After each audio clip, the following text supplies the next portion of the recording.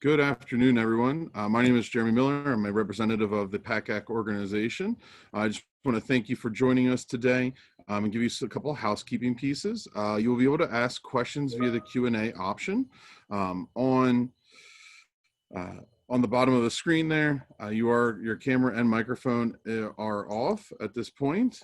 You'll be also able to, once the session ends, fill out a quick survey, be able to sign up for more sessions, and the recordings will all be available within a few business days on the PACAC site. So without further ado, I'm going to turn it over to our presenters, and I hope everyone has a great time this afternoon. Thank you very much. Thank you so much, and thanks to everyone who's joining us. I think we're just going to wait for maybe a minute or so just to let more folks sign on, and we will get started very shortly.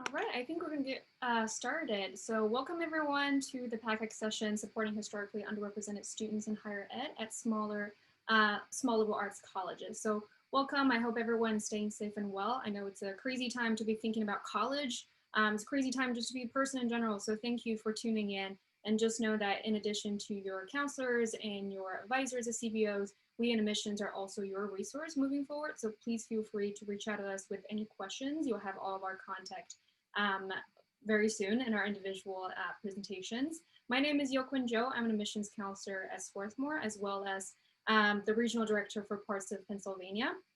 And I will go into kind of the presentation about Swarthmore, but just to give you a sense of what our session's gonna look like, we'll each introduce our colleges briefly to give you an overview of what we offer, and then we'll go into talking about the specific types of resources and support that you'll find at our colleges and maybe other liberal arts colleges as well. And I think we're joined by this commitment to access as well as affordability, and that's why we're presenting together. And I'm so lucky to be joined by my colleagues at Haverford and F&M. So without further ado, I will get started, and please remember that we'll leave time for Q&A at the end. And if you do have questions for us, please feel free to type them away in the Q&A box. So this is me. Like I said, this is my email address, and I'm also the regional director for Delaware and Montgomery counties in PA. So please feel free to reach out to me with any questions beyond this session.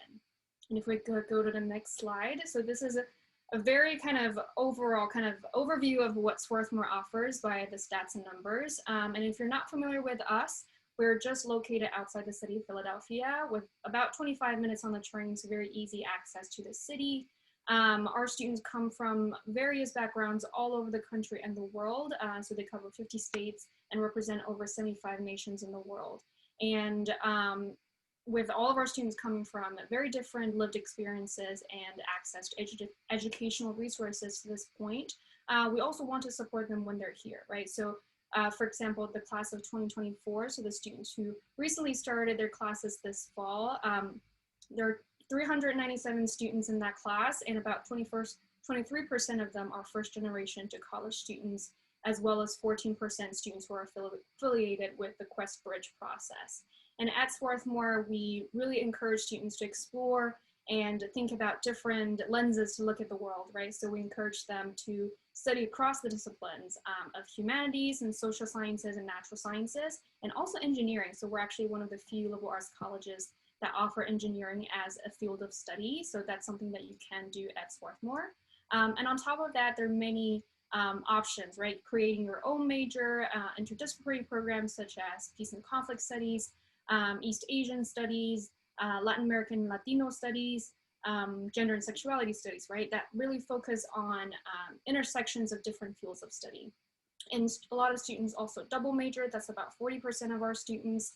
And many of them also engage in research. That is an important part of the, not just Swarthmore, but also the liberal arts experience, right? Over 66% of our students are engaged in research with our professors, and there is over $800,000 of research grants going into just funding those purposes each year. Just like other liberal arts schools, we also have small classes, and we really focus on those seminar-based, right, discussion-based classes, and over 70% of the classes at Swarthmore are under 20 people. So you have very easy access to your professors, right? And really build these intentional and close relationships with your peers as well.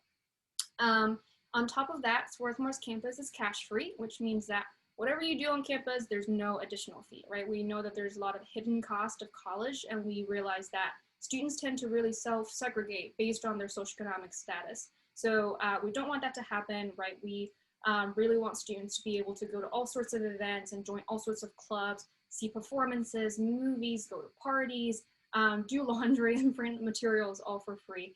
So that is what the cash-free campus means. And on top of that, we also added a $700 textbook allowance for students. So every year they'll be able to use that credit to purchase textbooks with no additional cost. In terms of where students go after kind of their Swarthmore experience, we do produce students who are just very curious, right, who become lifelong learners. So you'll see that a lot of students pursue graduate studies. That's over 84% of our graduates within just 5 years of graduating from Swarthmore. And we also have an amazing track record of sending students to both medical school and law school.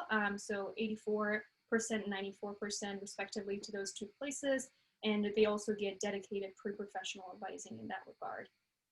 In terms of financial aid, right, that's an important question. How do we pay for all of this? Our policy is that we meet 100% of families' determined financial need without any loans. So we're majority need-based, right, financial aid, and our commitment is to, if we decide to admit a student, right, we want to make sure that they can afford a Swarthmore education. So that's called meeting 100% of your needs. So whatever you can contribute to a Swarthmore education, we remove that from the full cost, and the rest will be on your financial aid letter without the inclusion of loans. So that's our policy, and it's the same for all domestic students, which includes U.S. citizens, permanent residents, undocumented, and documented students who go to high school in the U.S. And we're also need applying an admission, which just means that whether you're applying for aid and how much aid you require is not a factor in our admissions review. So we will dive into more of those details, but I will turn it over to my colleagues and you'll hear more about Haverford and FNM. Awesome. So my name is Brianna Pierce. I am the Assistant Director of Admission and Access and Diversity Initiatives at Haverford College. And I'm really excited to have the opportunity to share a little bit about Haverford with you all today. Awesome. So here, similar to my colleagues, we have just some quick facts about my institution. And something that I'll highlight is as we go through today, a lot of things will sound similar. A lot of our all three of our institutions have a lot of similarities in the things that we offer and the types of communities that we're a part of. But I want to use this opportunity to talk about what makes Haverford unique. So Haverford is a small liberal arts institution, one of the smallest. We have about 1,373 students. So we're an extremely close-knit community. 98% of our students live on campus, and you do have access to housing for all 4 years. The 2% that don't live on campus are in off-campus housing, which is pretty much still on campus, but just not owned by the college. One of my favorite facts about Haverford is our student to tree ratio, which is 1 student for every 6 trees. And so Haverford's campus is recognized as a national arboretum, which means that we're recognized for all of our trees that we have on campus. Any tree that you walk by will be recognized with its species, its origin, and our faculty, our students, students, our staff are using our natural beauty and using our campus all the time. So you'll often see students on our green spaces. As you can see, the trees in the virtual background behind me take up most of the space. So it's something that we love and a huge part of our identity. In our class of 2024, we have 343 students that are enrolled. And you can see a breakdown here of all of our states, our regions, our students, our percentage of students that speak a language other than English at home, which is really important to the diversity of our community, our first generation students, and then a breakdown for our students of color. And something else that I want to share about Haverford that rings true to us is our honor code. We are a school that has an honor code, and while it does sound restrictive or punitive in nature, it's really an opportunity for freedom and responsibility for our students and for our community in general. So in the classroom, it looks like our students being able to choose whenever they want to take their exams and where they want to take their exams. And we know that on their honor, our students will not discuss what is on your test, what is on your exams until after every student has completed that. And the three values that our students have recognized as core to who we are trust, concern, and respect. And those are three values that have kind of withstood the test of time throughout our years at Haverford. And a lot of people will ask, are your students really committed to an honor code? It's a lot to ask of a college student that is navigating and just trying to figure things out. And I always say absolutely. And so we hold a session called plenary every year, which is an opportunity for our students to make any amendments or adjustments to our honor code. And while there aren't grand changes that happen, to even start our meeting, to start the plenary meeting, we have to have 2/3 of our student body present. So I think that shows a large commitment that our students have, that our faculty and administration has to the way that we steward our community. And then the last piece that I'll bring up is our opportunities for research and senior theses. So both F&M and Swarthmore will talk about how the liberal arts education is really rooted in research. But something that I like to highlight is we require our students to do a senior thesis their senior year, and which is major. A lot of schools will either only have those opportunities for students that are in an honors program or students that are selected by their department chair. And at Haverford, we want our students to have an opportunity where they're doing a long-term project, dissertation, capstone project of sorts, where they're thinking about, you know, what they learned from their freshman year to their senior year. And it's really a culmination of all of the skills that you've developed through your time at Haverford. And so that's a really great opportunity. It looks great on a resume. And a lot of our students do get opportunities after college purely based on that opportunity that they've done that long, challenging research with the senior theses. The last thing that I want to bring up is our opportunities for students to focus on concentration. So we do have majors and we have minors.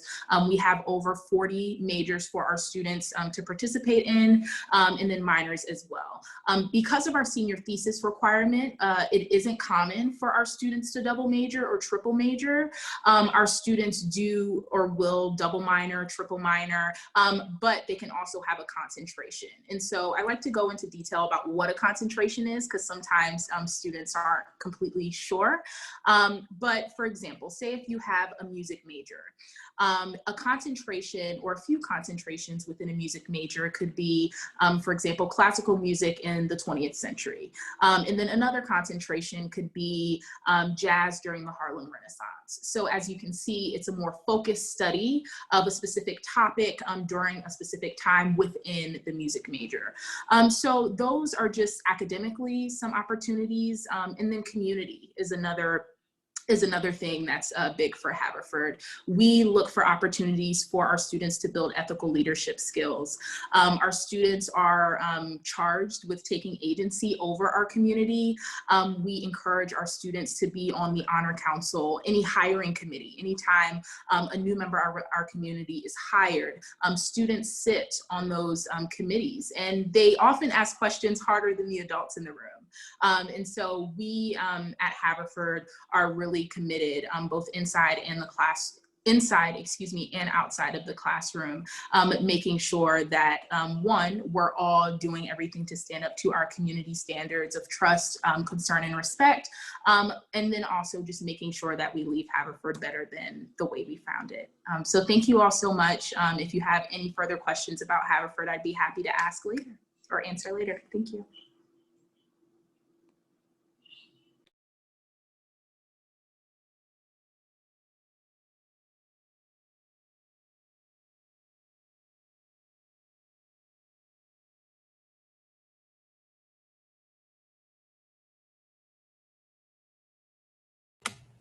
All right, now I figured out how to get unmuted.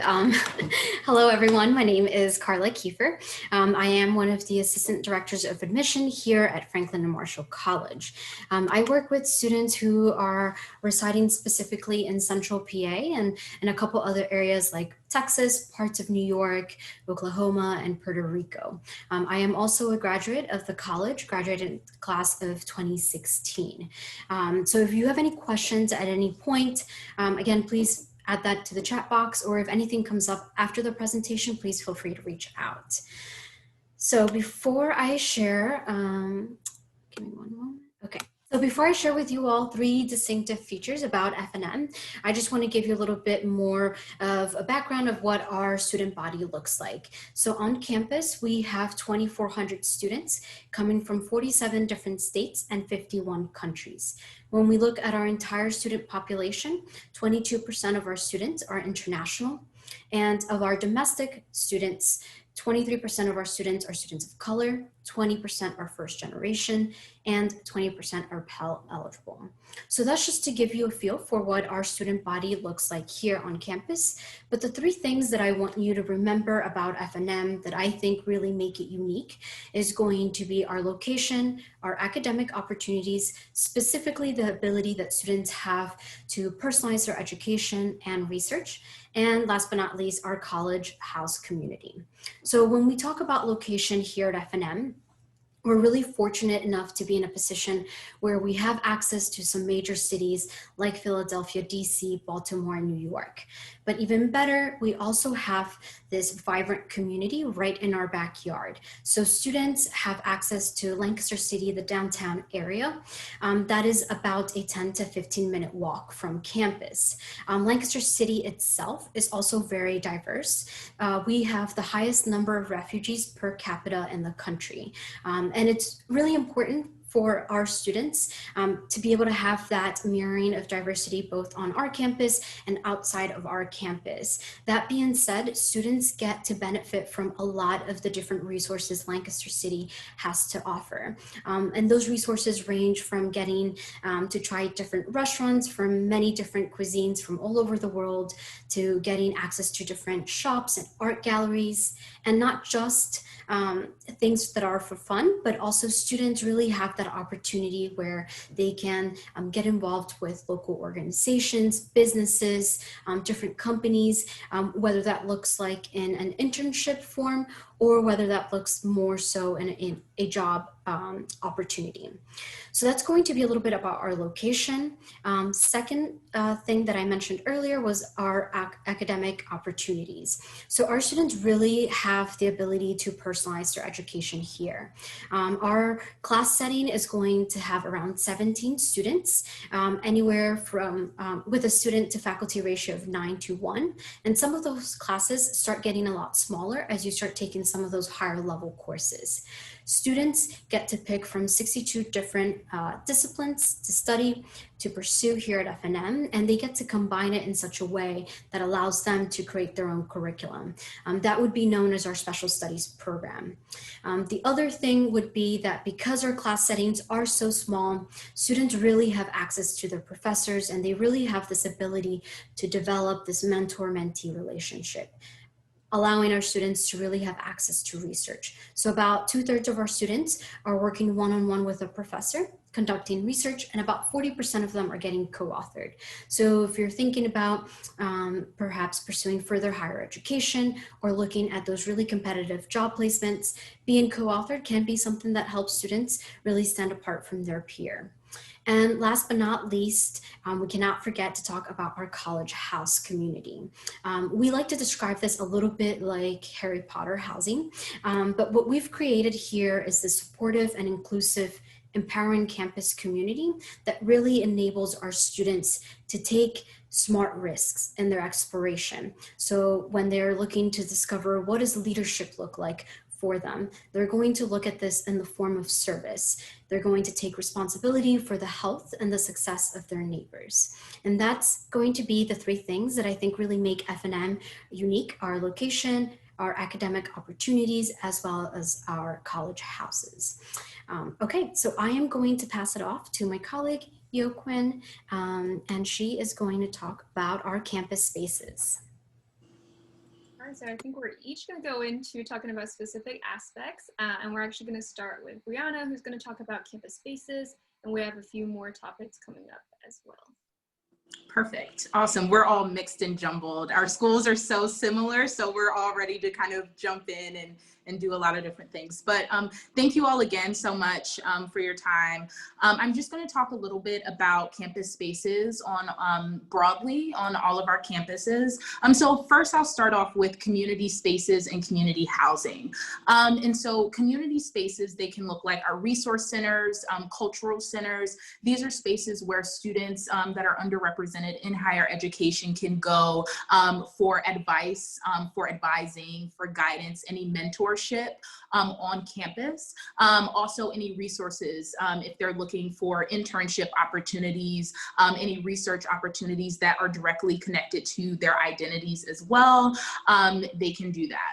For community housing, these are one of two spaces. At Haverford, we have spaces that are directly related to student-specific identities and interests. At FNM, they have similar opportunities for that as well. Community housing at FNM is really an extension of your conversations in the classroom. So it's really about taking everything that you're learning and being in a living environment and a place where you can eat with each other, where you can continue talking about that biology class, or you can continue talking about that English class, or interests even outside of the classroom, and building community in that way. As for our offices, these are more formal spaces that have staff that are dedicated to, our mission and financial aid, making sure that academically you are on the right track, that if you have any advising, you're able to get that as well. We have offices that are dedicated to religious differences on campus, and then also that are dedicated to different identities, for example, our first gen and low income programs and opportunities there. The last thing I want to talk about is affinity groups. And as you can see, the list for affinity groups is very large for all of our institutions. And it's really about having a space for all of our students to feel comfortable.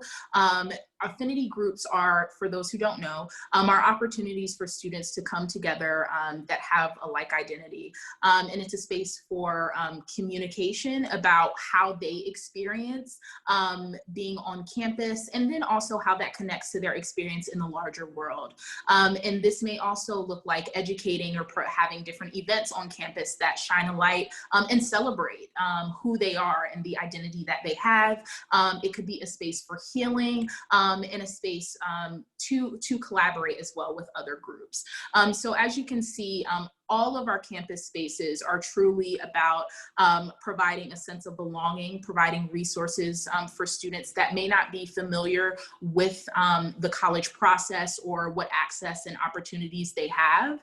And then just making sure there's mentorship and guidance throughout their 4 years on campus.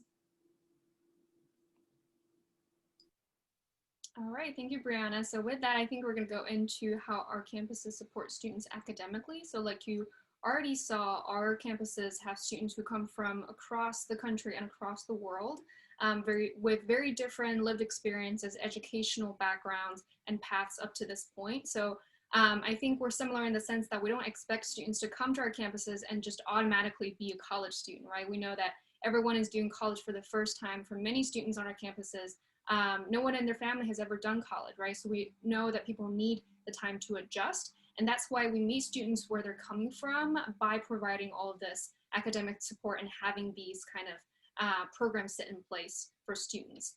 And I also think that there's this culture of helping each other, right? So you'll see that many of this has to do with peer tutoring, of mentorship between students. And really there's a culture of helping each other, of tutoring each other. And I always like to say on Swarthmore's campus, you're either tutoring someone else or being tutored, right? So I think there's also this sense of collaboration within all of our campus cultures, that your success does not depend on the failure of other people, right? Your successes are codependent on each other. So I think that's why also tutor is so popular on our campuses. So you'll see that there are a lot of programs on peer tutoring where you can offer your help, right? If you are fluent in French, or if you have, or if you're kind of well-seasoned in computer science, right? You can offer up those skills and knowledge to help each other out. And there are dedicated centers for those, right? Academic resource centers.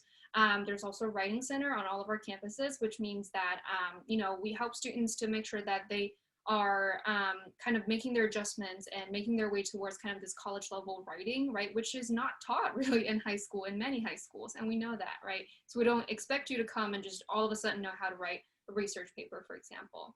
All of the departments also have their own resources, right? Dedicated tutors within those biology departments, chemistry, computer science, Spanish, right? The languages. So those are in place for students whenever they need them. And it's okay if like you go through your college experience never using many of these resources. That does happen.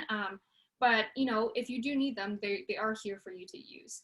And particular kind of resources for STEM students, right? Because we know that STEM prep also looks very different across the board in many high schools.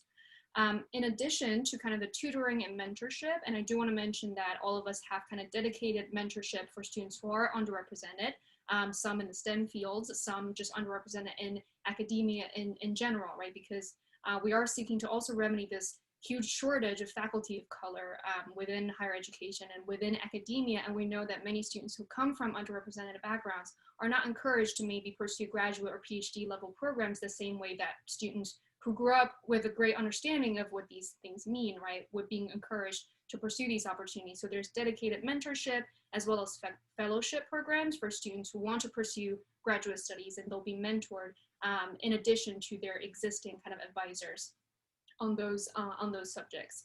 And in terms of advising, we all have very, very robust advising systems, right? You get one-on-one dedicated advising with not just one professor, right? You're constantly being advised and guided by multiple spaces and people on campus. And that might include your dean of academic success, right? Your first year dean. That might include the professor who is your advisor within your department. But that might also include professors with whom you're doing research, right? With whom you've taken classes. Really, on our campuses, it doesn't matter kind of how you make that relationship with professors, but once you do, they will stay in your academic planning. They will stay in that path forever, right?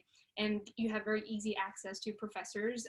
They're not people who you can only find during their office hours. You'll see them walking their dogs and, you know, with their babies on campus all the time, because many of them live close or on campus. So you have very easy access to them pretty much all the time, right? So all of these professors are for you when you kind of make that unique academic path for yourself, because all of us have so many kind of offerings and different programs that you can choose from. So you'll definitely be well guided in making that choice, right? When you declare a major or a minor or a concentration. And later on, when you decide to pursue kind of grad school or even PhD programs later on. And we also have pre-professional advising at all of our schools as well. So that means if you're looking to attend medical school or professional school, our students are prepared, right? So there will be people who are kind of working on those applications with you, looking through programs to see what might be the best for you. And that's why we're able to have such great success in sending students to those programs. And of course, for students who have learning differences or for folks who require accommodations in the academic space, we will also provide those support and services. So we will actually touch on that when we get to student wellness in the next slide. So I think that's a great segue for my colleague at F&M. Thank you. So when we talk about higher education and what does your experience look like at your school, I think a big part of that is definitely finding the balance between academic and social life. And so when you're doing your research, it's definitely really important to look through and have a good understanding of what kinds of services and resources are there for you throughout your time at that institution. So something to note would be more so of a wellness center, which can be characterized as a couple different things, whether it's a counseling center or a medical center, health services. So specifically when we're looking at counseling services provided by the wellness center, some resources that are available to students would be individual counseling, group counseling, and then there's always some form of like 24/7 hotline available for students if something were to come up, right? Because while you're at college, there's still other things going on in your life, whether it's related to family things or other things that are going on campus. And then when we look at that medical aspect, so different institutions will offer different services, but overall, those services are going to be there for when students, let's say, get hurt and they need, let's say they tripped and broke an ankle, they need some sort of care. So that's going to be there for students, as well as keeping up with any like routine health services. So whether that means getting your flu shots or any immunizations, or perhaps doing further testing. So whether that's lab testing or anything like that is going to be a part of the medical aspect. And some schools will also offer a nutritionist services from a nutritionist. So whether students want to get more information or just have a better understanding about nutrition, that is also a resource on campus. And then last but not least, I think this is really important, but the Office of Student Accessibility Services or Access and Disability Service or Student Disability Services. So they're kind of a couple different names for them, but essentially they are there to help students, guide them through this process of, let's say, if they need any accommodations. So just like my colleague Joaquin had mentioned, needing academic accommodations. So let's say you would need help with extending your testing time, or there are different learning disabilities. This office is going to be there to help you navigate through that process. And that process can include having conversations with your professors, making sure that whatever classes you're signing up for can provide those accommodations as well. And that office is also going to help students navigate through, let's say, if students have any dietary restrictions or need to go through the process of getting a service animal. And they're also there to provide services, not just for students who need very specific things, but they can provide coaching, right? So coaching for academics can look like someone who is helping students manage their time or stay organized for classes. So it's just something else to keep in mind. It's not just for students who have a very specific thing going on. They can provide other services as well. And that's going to, we're going to talk a little bit more about removing the barriers to the admission process. Right, I think I will get us started because we're first. And you'll see that many things are, similar, right, in what we provide. So these are also things that we encourage you to look for later on in your college search and when you navigate this process. So look for fee waivers at different institutions. Look for fly-in programs, right, which a lot of schools offer. And I always give a piece of advice to students: try to talk to current students as much as you can, right, because that's really the most direct and honest way of getting information about what life is like for a student like you, right? Try to connect with students who share your identities, backgrounds, experiences, or interests, right? And that'll give you kind of the most direct sense of how the school supports a student like you. So with that said, I'll start with some of those things that Swarthmore specifically offers.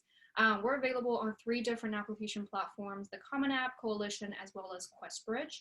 And you know, we usually tell students just to submit one application, and doesn't matter which platform you utilize, they're all given the same weight to us, right?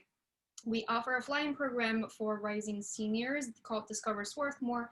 Everything's paid for by us. We invite you out to kind of get a taste of our campus, right? Talk to professors and current students, get financial aid sessions and different little faculty lectures, and really get a sense of whether this school is for you. And that usually happens in the fall. So we just had our virtual program this fall because of the pandemic, but it usually happens for 2 sessions in the fall semester of students' senior year in high school.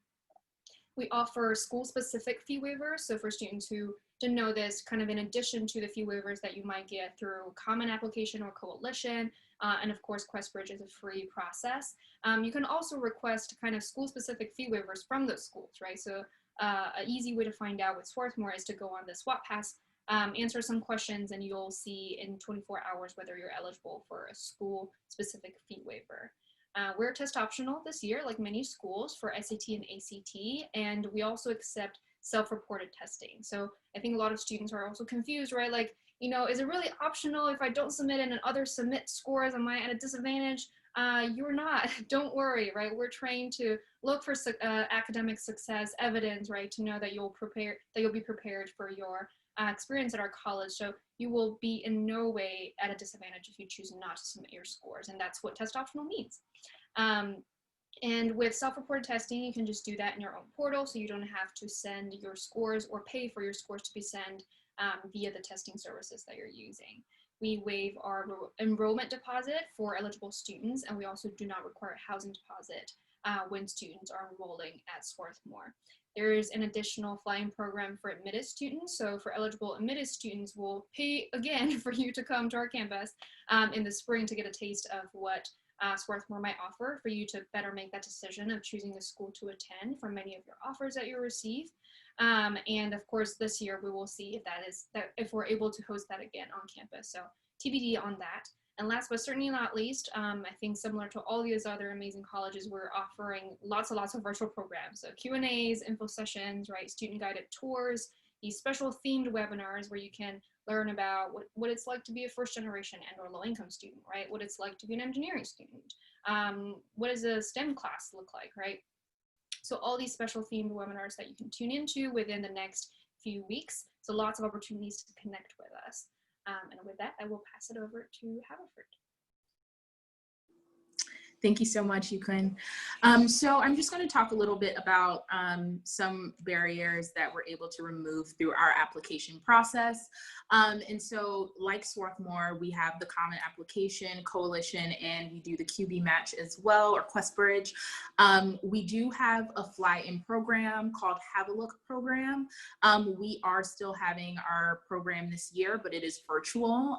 So it's taken some time, and we did have challenges, but we were able to work and provide a lovely virtual experience for our students. We're so excited to be welcoming them into our community, even though it's virtual, from October 25th to the 29th. And so really we hope that all of our participants will get an opportunity to get a sense of what our community is like, to meet faculty, to meet administration, and of course to meet students, and then also have some FaceTime with a lot of our admission officers, just so they can get to know you as you go throughout the process.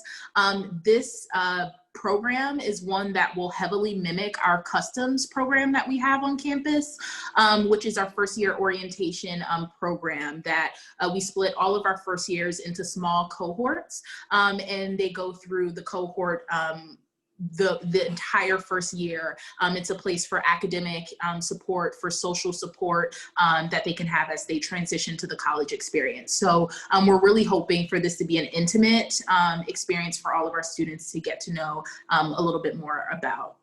about Haverford. We also have student-led organizations that are committed to, aside from our affinity groups, a new program that has recently started is our Athlete of Color Coalition. And we've had a lot of different programming in the past couple of weeks. And really what their mission and goal to do is to make sure that any student that is recruited to Haverford and that is an athlete of color, they feel like they have a sense of belonging and have a place on campus, and making sure that they are valued. And so the Athlete of Color Coalition has done a lot of virtual tours, a lot of opportunities where students can come, where they can establish early relationships with their coaches, with teammates, and similar to programs that we have that aren't specifically athlete related. We also have our engagement, both virtual and in person. Of course, right now we are not in person, but we do have group tours. We have weekly Q&A sessions, school visits. Normally we would be traveling to different schools, but now we're doing a lot of virtual visits. We do have interviews that we welcome. We do not require them, but they are strongly suggested on campus. It's a great opportunity for you to make a touch point. If you have, even if a school doesn't require an interview, I always say I think it's a great habit to get into. It's always nice. And all three of these institutions do a great job of looking beyond just numbers and looking beyond just grades, and having a holistic approach to the application. And so it's even better when you're able to introduce yourself, to show and tell us what you're passionate about, beyond just what we see in the application. So those opportunities, and then policies. So we're test optional for the next 3 years. So that's a great opportunity for students that either were not able to get testing done.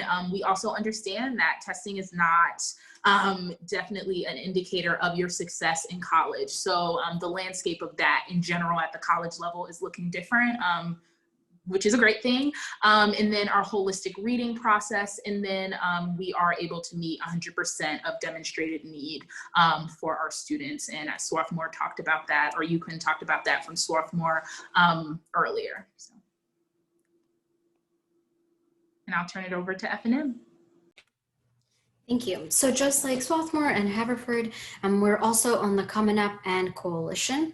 Our application process is a holistic review process. We do ask students to submit their application, an essay, 2 letters of recommendation from a school counselor and a teacher. We'll ask for test scores if you're submitting them, like Swarthmore and Haverford, we are test optional. We've been test optional a little bit more than a decade. So that's just something else to keep in mind. And just like Haverford, Bree, just how you shared about our interview process, it's not required, but we do recommend it. It's a really great opportunity for us just to get another snapshot of who you are, something we're not going to be able to see through the application process on paper. That being said, I think just some things to note, we do have flying programs. The flying program that we have in the fall is for seniors. It's called the Collegiate Leadership Summit. We're currently running that. That is in a virtual platform this year because of COVID, but in a normal setting, non-COVID, it would be a 3-day, 2-night program. And then we do have our multicultural overnight diplomat experience for students who have been admitted, and that is in the spring. We have a couple different opportunities for students to engage with us. I always say as many different perspectives as you can hear from different individuals within that school. Do that and try and take advantage of that. I think that's really important in this process. And then the last thing I will share is that we will meet 100% of institutional need for all 4 years. We do not provide any merit-based scholarship. That being said, we do have an early financial aid estimate for students. So you would indicate an interest in ED1 or ED2. Submit your application, financial aid documents, and at that point, our Office of Financial Aid is able to generate a letter that shares with you what your financial aid packet would look like. And then you have a big decision to make, right? So you have conversations with your family members, anyone who's helping you through this process, and then you would let us know whether you'd like to stay in ED or move your application to regular decision. Either way, we're able to help you with either of those options. And it's a really great resource for students to go into the process that much more informed. And that's going to be a little bit more about our admission process here at FNM. And the last thing that we have are just some moments for any questions, any comments, anything that anyone would like to share. If you want to add that to the chat box, that would be helpful. Otherwise, we are really appreciative of you being here today, taking time to listen to us. And yeah, just going to stop sharing and I'm going to check the chat box.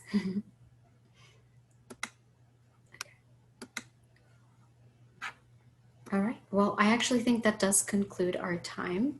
It is 2:44. But again, our contact information, they are on the slides, so please feel free to reach out to any of us. Thank you, everyone.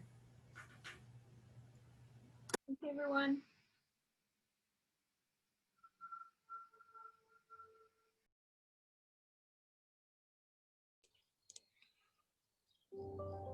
All right. Yes, that does conclude the time for the presentation. Presenters, thank you so much for a wonderful presentation. Attendees, once the webinar closes, there is a very quick survey for you to answer. Also, please check out the website and continue to sign up for more sessions, and the recordings will be available. All recordings are available on the site a few days later. Thank you so much, everyone, and have a great afternoon. Here. Bye-bye.